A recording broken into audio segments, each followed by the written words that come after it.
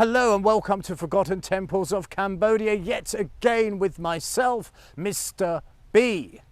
Now, as you can tell, the light is fading. It's the end of an awfully long 4 days because I've been rambling around here in Sambor Prei Kuk, capturing those temples that are worthy to bring to you. And I say that because there's so many of them here. And the truth is, a lot of them are particularly similar.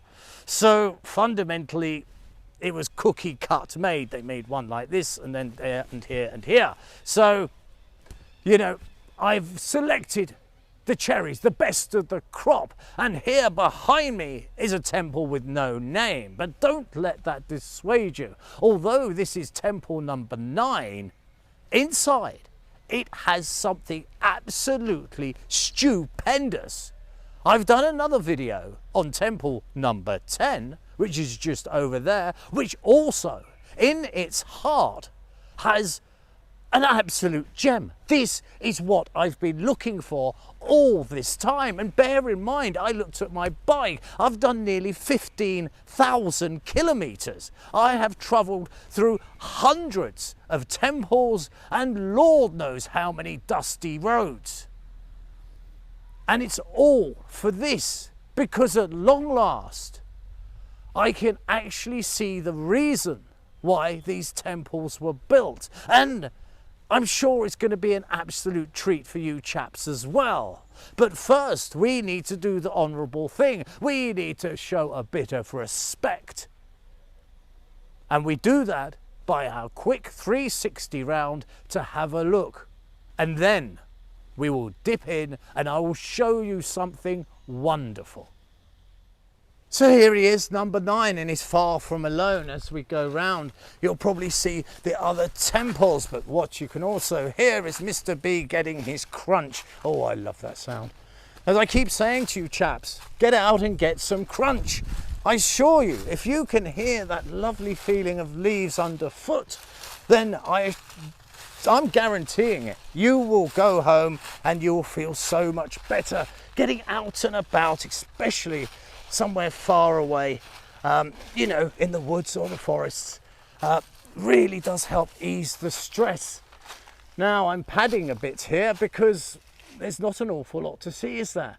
There's a brick wall. But this is a bit like, you know, a present, a wonderful, wonderful gift that's been wrapped rather carelessly or rather plainly, I think would be a better way to phrase it.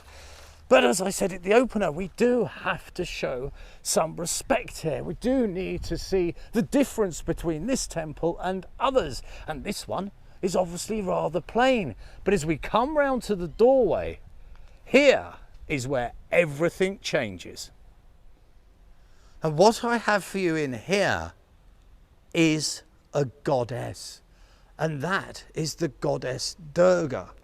And what makes this so unbelievable for myself, and as I say, I've been to hundreds of temples. I'm 15,000 kilometers into my journey, and at long last, here is a goddess, a statue that is in its correct place, because this statue was actually found here at Sambor Prei Kuk. And it is the sole reason why these temples were built. I mean, all I usually look at are the plinths here. And you see some fine ones. I mean, they are art on their own. But to meet a goddess at the end of a day, when I really was not expecting to do so, well, that's a day to celebrate, especially after the amount of dust I've eaten to meet her.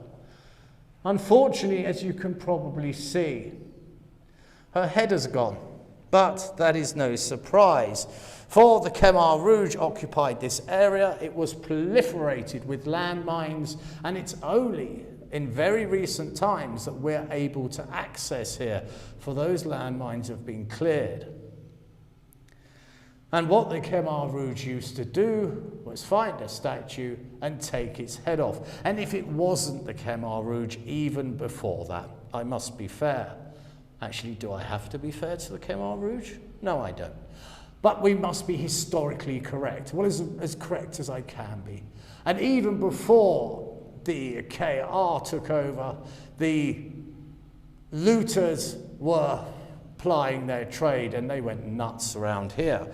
And they took the statues. So there she stands, a goddess in her rightful place. And although I can't stare into her face, which I wish I could, it is absolutely fantastic to see this original piece of artwork where it should be. So I can say to this goddess, it's incredibly nice to meet you, and I can sigh for this long journey to seek a temple that's that much more complete is at long last over. So there you go, number 9 did not disappoint. And it honestly is a touch emotional, because I've travelled so far. I've walked into temple after temple after temple, hundreds of them, as I say, and each and every single one has been looted. Every single one is void of its purpose. Its heart has been cruelly snatched away, all for profit. So it was plundered for some person to, I don't know, stick it in his office and say, look at me, I've got one of these. The ruthless git.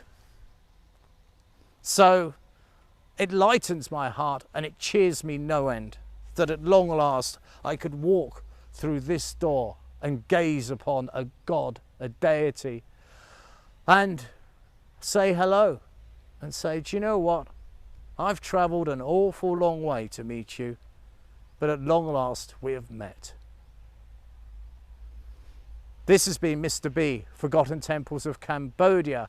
Please like and subscribe, and as always, any comments you may have, please post them below. I do enjoy reading them.